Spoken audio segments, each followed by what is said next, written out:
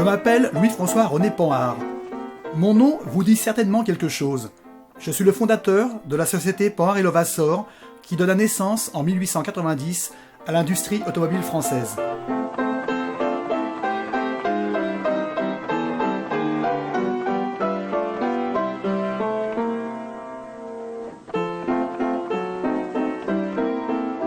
Patriarche d'une longue dynastie de constructeurs, de nombreux modèles sortirent de nos usines, en particulier celle de la Porte d'Ivry, où travaillèrent de nombreux Thiésiens.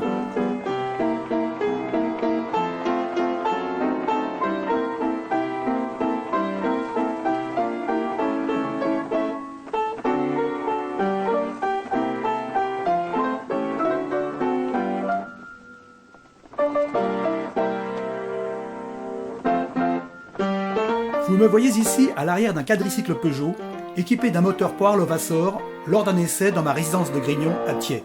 Mon père eut la géniale intuition d'acheter en 1857 cette maison de campagne à 2 pas de mes futures usines. Je n'avais que 16 ans à l'époque, mais j'adorais la quiétude de cette demeure, la chaleur du dimanche en famille, nos sorties à travers champs pour rejoindre l'avenue de Versailles si animée ce jour-là. Je m'y sentais bien dans ce village, à la fois champêtre et résidentiel. Je m'y sentais même si bien que j'en fus longtemps le maire, puis mon fils Hippolyte après moi. Les présentations étant faites, voilà ce que je vous propose. Une petite promenade en voiture à travers l'histoire de Thiais. Peut-être comprendrez-vous mieux alors mon attachement à cette charmante localité.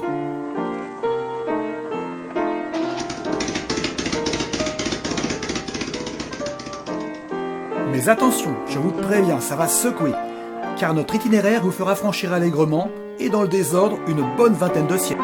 Dis donc, papy, on y va? Je commence à avoir des fourmis dans les pneus, moi. Un peu de patience, Dina, que j'affasse d'abord les honneurs de la maison à nos visiteurs. Je vous présente Dina, ma petite fille. Un sacré numéro, vous verrez.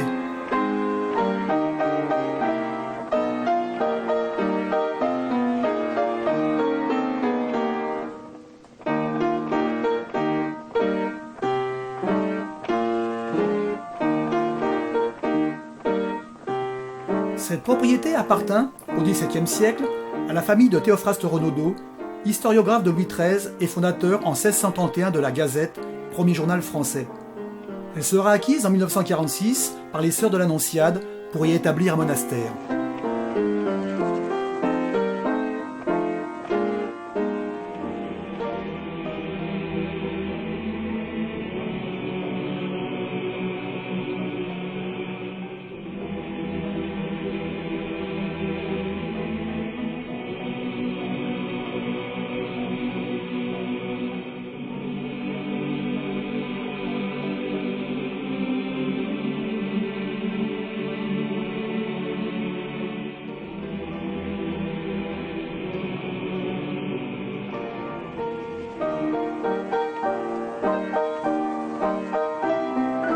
Sortons et traversons la rue.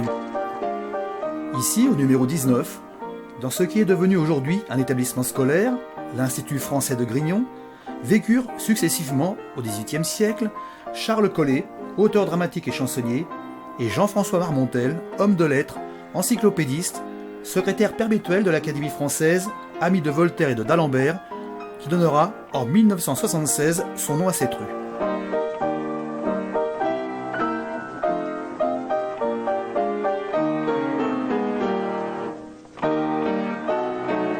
Enfin, dire qu'ils y vécurent est exagéré.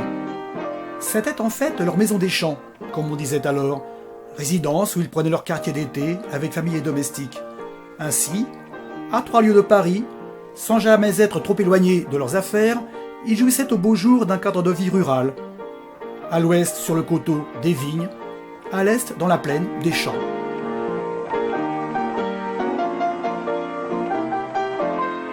Allez Dina, en route, direction l'église.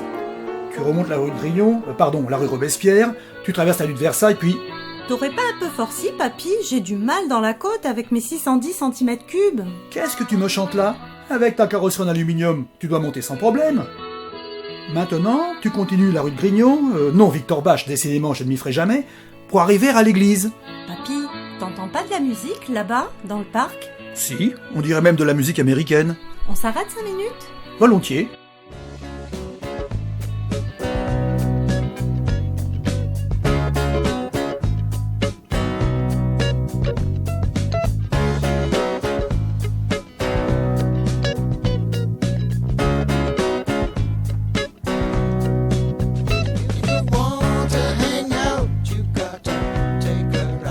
Bon, on y va Dina maintenant ?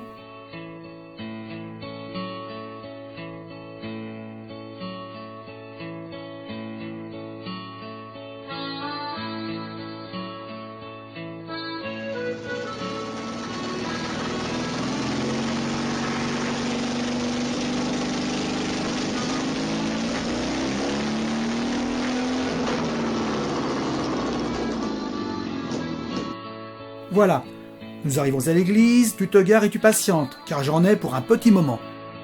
D'accord, mais dépêche-toi tout de même que je ne me refroidisse pas, sans compter que dans le secteur, la marée chaussée est assez virulente. N'est-elle pas belle notre église ? Elle a encore fière allure pour son âge, non ? Elle a pourtant souffert des convulsions de l'histoire, maintes fois détruite, ravagée, reconstruite. Son aspect actuel date en partie du XIIe siècle. Vous ne lui trouvez pas un certain lien de parenté avec l'église Saint-Germain-des-Prés de Paris ? Ce ne serait pas étonnant. Thiers, qui à l'époque s'appelait Théodaxium, ayant appartenu du 5e au XVIIIe siècle à la célèbre abbaye. Pour la petite histoire, Saint-Leu-Saint-Gilles, c'est son nom, possède une singularité. Le maître-autel, au lieu d'être, selon la tradition chrétienne, orienté, c'est-à-dire dirigé vers l'Orient, vers Jérusalem, est en fait dirigé vers l'Ouest.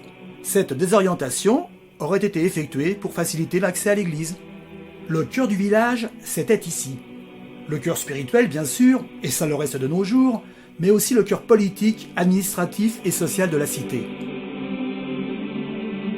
En 1250, l'abbé de Saint-Germain, Thomas de Mauléon, y a franchi les cerfs de Thiers, choisi Grignon. Il faut dire qu'à l'époque, près de 600 personnes, dont beaucoup de serfs, travaillaient le domaine, semaient de blé et plantaient de vignes. Vers 1360, pendant la guerre de 100 ans, l'armée anglaise détruit partiellement l'église, qui est reconstruite et consacrée au XVe siècle, en 1484 plus précisément, en l'honneur de la Sainte Trinité de Saint-Leu et Saint-Gilles.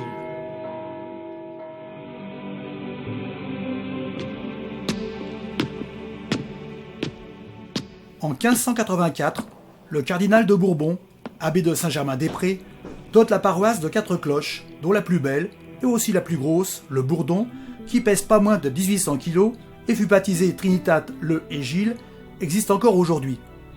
Les 3 autres furent fondus à la Révolution, et de nouvelles venues furent montées en 1937. En 1652, pendant la Fronde, les affrontements entre les armées de Turenne et de Condé ravagèrent Thiers. Même désolation 200 ans plus tard, lors de la guerre franco-prussienne de 1870. Entre-temps, quelques mois avant la Révolution, en avril 1789, les habitants se réunirent à la fin de la grand-messe pour rédiger les cahiers de doléances aux États généraux.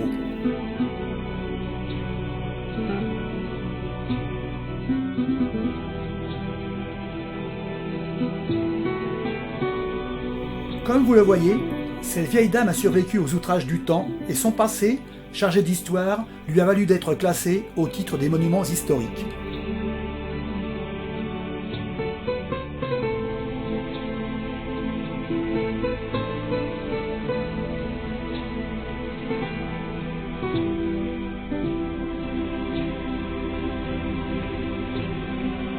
Oula, comme le temps passe, j'en connais une qui doit fulminer dehors. Sortons. Tiens, elle n'est plus là, la Dina. Ah si, elle s'est garée là-bas, près de la fontaine Lavoir. Ça va ? On ne t'a pas trop fait attendre ? Non, pas du tout. Figure-toi que j'ai taillé la bavette avec une 4 chevaux qui m'a raconté que ses ancêtres venaient souvent s'abreuver ici. C'était, paraît-il, une vraie basse-cour. Les charretiers faisaient le coq devant les lavandières qui caquetaient sur les cancans du quartier. Tiens, Dida, retourne-toi. Tu vois cette maison avec ses 3 fenêtres au premier étage ? Oui, et alors ? Eh bien, ici s'est produit, en janvier 1912, un fait divers sanglant. Un vieux monsieur de 91 ans et sa gouvernante ont été sauvagement assassinés par Carouy et Medj, 2 membres de la sinistre bande à Bono. Dis donc, ton Bono, il ne se prénommait pas Jean, des fois ? Jean Bono. Comment peux-tu plaisanter sur des sujets aussi tragiques ? Bon, passons. Mais quelque part, cela tombe bien que tu parles de Jean Bono, car on arrive justement rue Maurepas. Je ne vois pas le rapport. Le rapport ? C'est que certains historiens, d'après l'étymologie, supposent que le nom de Maurepas viendrait de mauvais repas, parce qu'à l'origine, il aurait pu y avoir une auberge où l'on servait justement de mauvais repas. Dis donc, ça ne fait pas une bonne pub pour les restaurateurs du coin. Ne t'inquiète pas, il y a prescription. Depuis des siècles, cette rue constitue l'artère économique du village. On l'appelait d'ailleurs aussi la Grande Rue de Thiers. Et pourquoi celle-ci plus qu'une autre? Parce que sa situation entre la Seine à Choisy et les villes du plateau de Chevilly, Sceaux jusqu'à Versailles, en faisait quasiment un passage obligé jusqu'en 1752. Les marchandises arrivaient ou partaient de la Seine, et des cohortes de marchands, transporteurs, colporteurs empruntaient la rue Maurepas pour se rendre sur les marchés voisins. Tu as dit que c'était un passage obligé jusqu'en 1752. Que s'est-il passé à cette date? Eh bien, en 1752, la route royale de Versailles fut mise en service par Louis XV, mais nous y reviendrons.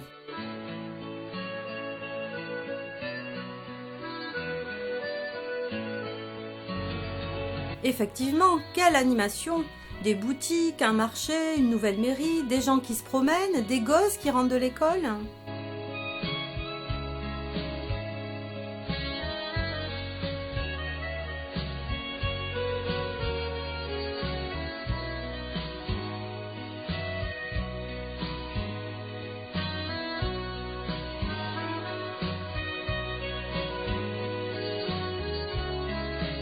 Et encore, aujourd'hui, il y a beaucoup moins de commerces qu'autrefois.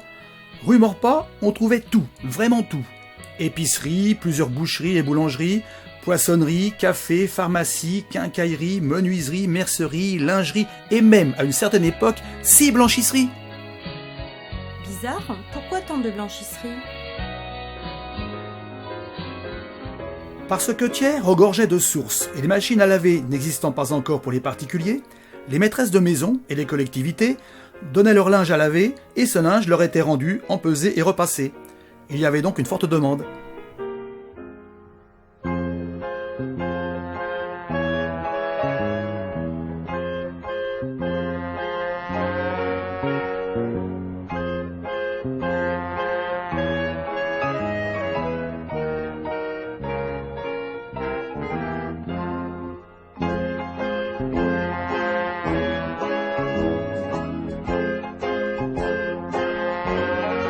Mais autre temps, autre mœurs, et cette rue Maurepas reste et restera le cœur de la cité. Bien, nous voici au bout, tu prends à gauche devant l'ancienne poste de 1889, et tu te cherches une place devant l'Académie des Arts.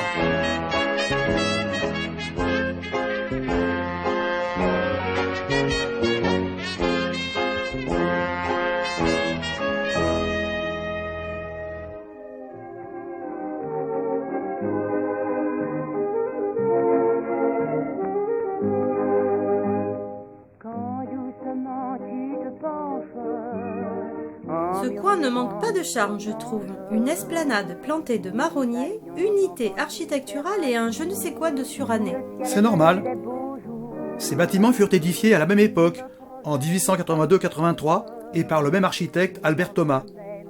Au centre, ce que tu appelles maintenant l'Académie des Arts, c'était la mairie, flanquée de 2 écoles primaires, celle des garçons à gauche et celle des filles à droite. Pratique pour l'instituteur qui était souvent secrétaire de mairie. Et c'est le docteur Léon Marchand, le maire de l'époque, qui l'inaugura en 1884. Mais il me semble bien que toi aussi tu as été maire de Thiers. Oui, et pendant un bon moment. 31 ans à partir de 1870. Bah dis donc, et comment pouvais-tu concilier ton métier de constructeur automobile et ta fonction d'édile? Je n'étais pas seul à faire tourner nos usines. Étienne était alors qu'un gros village de 2500 à 3000 âmes, pas plus. C'est vrai qu'aujourd'hui nous sommes 10 fois plus nombreux. Cela justifie bien l'ouverture en 1984 d'une nouvelle mairie, plus grande et plus moderne, rue Maurepas. Exactement un siècle après l'ancienne. Parfaitement, Dina.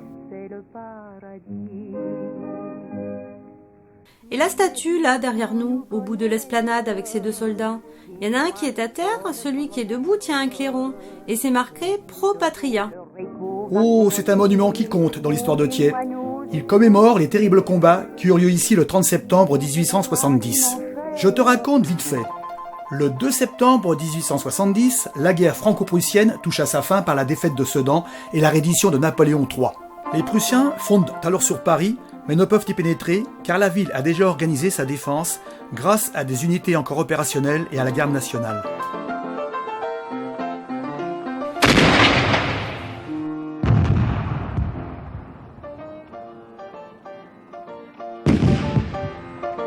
Alors, l'armée de Bismarck fait le siège de la capitale et s'installe tout autour, construisant ses lignes de défense et positionnant ses pièces d'artillerie. Bien évidemment sur des sites stratégiques. Et le plateau de Thiers en fait partie, ainsi que Vitry, Chevilly, La Île. Le 30 septembre, l'état-major français lance une contre-offensive pour déloger les Prussiens de leur position sur Thiers-Chevilly. Les régiments engagés livrent d'héroïques combats, mais doivent battre en retraite. Pour dire l'intensité de la bataille, en 2h30 d'affrontement, près de 2000 soldats français sont tués, blessés ou disparus, et près de 450 Prussiens. Effectivement, ces braves méritent bien un monument. Bon, on va où maintenant? Tu reprends l'avenue de la République et après la salle des fêtes, tu tournes à droite.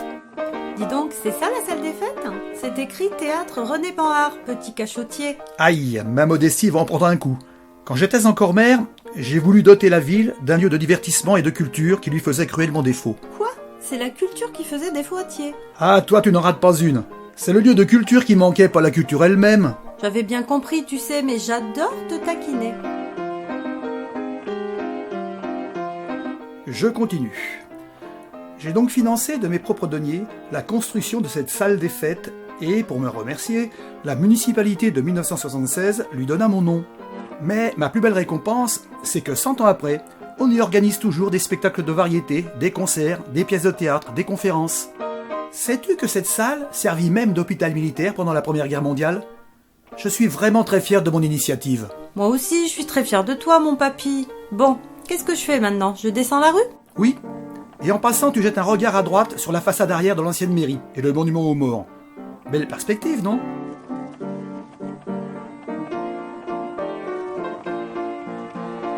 Arrivé en bas, tu prends à gauche dans la rue d'Ormesson.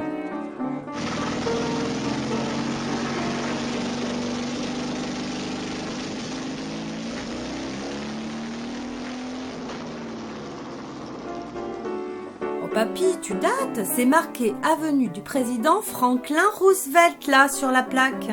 Peut-être, mais pour moi ce sera toujours la rue d'Ormesson, une jolie rue ombragée bordée de maisons bourgeoises. Je peux même te dire que bien avant encore, elle s'appelait la rue des Caves.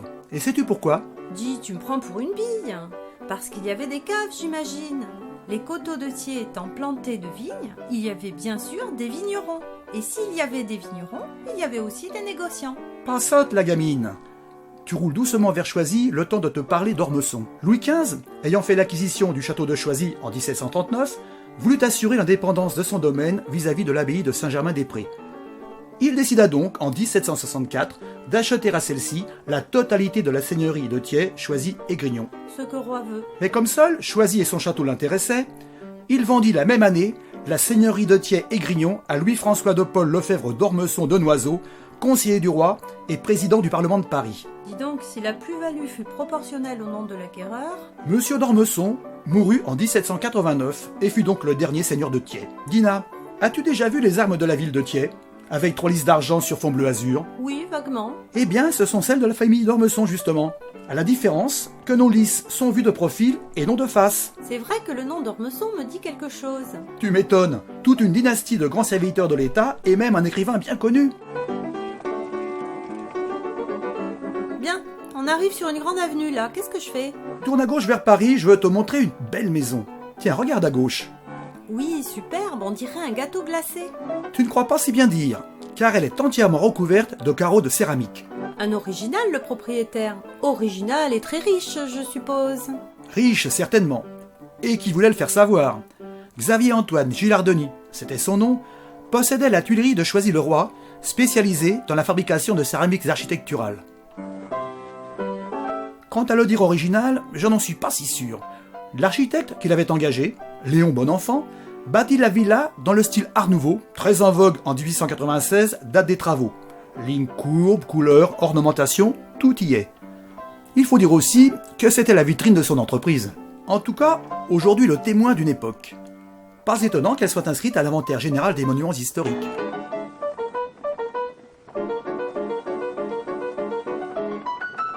Bon, Dina, demi-tour sur l'avenue, direction le château de Choisy. Ou plutôt ce qu'il en reste, c'est-à-dire pas grand-chose à ce qu'on m'a dit.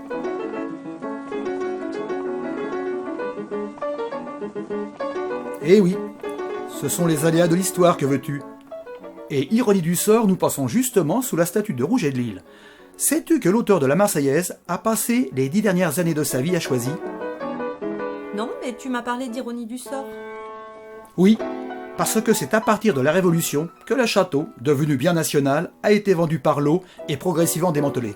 Heureusement que Versailles et Vaux-le-Vicomte n'ont pas connu le même destin.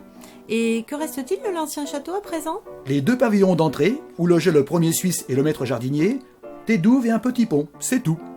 Quant au bâtiment de la mairie, il ne date pas de cette époque.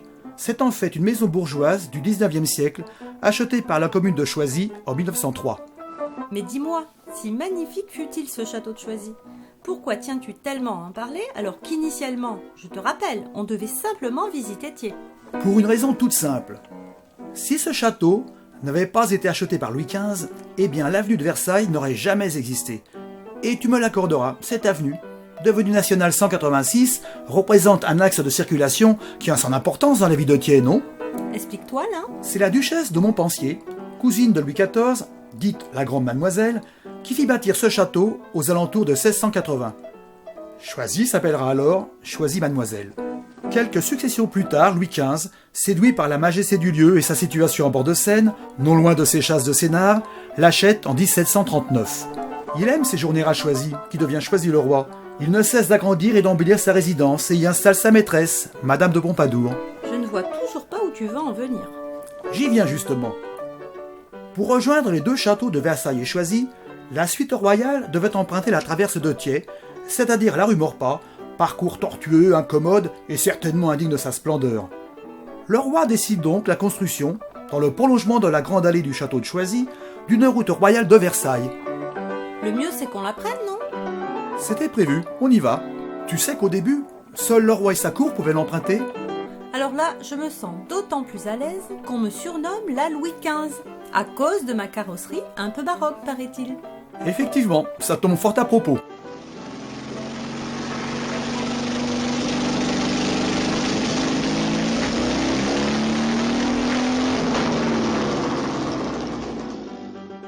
Mon Dieu, quelle circulation, on n'avance pas! Eh bien oui, cette avenue de Versailles est vite devenue une voie de communication majeure.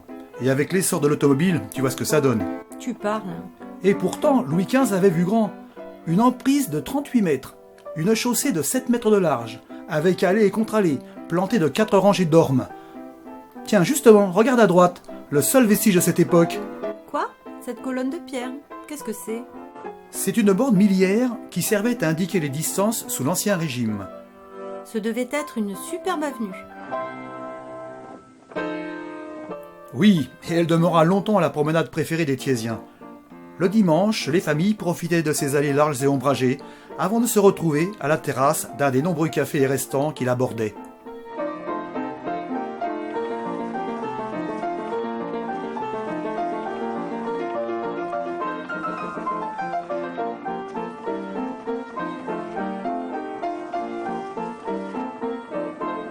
Mais maintenant, faut serrer les fesses avec toutes ces bagnoles. C'est la rançon du progrès. Il a bien fallu élargir les voies de circulation pour absorber le flux automobile. Les lieux de promenade se sont déplacés vers les parcs de loisirs et les centres commerciaux qui répondent mieux aux exigences actuelles. En attendant, moi je panique un peu. Et ce camion là derrière qui me colle, il veut me pousser ou quoi? Rassure-toi, nous allons tout de suite sortir à la Belle Épine et prendre la route de Fontainebleau vers Paris.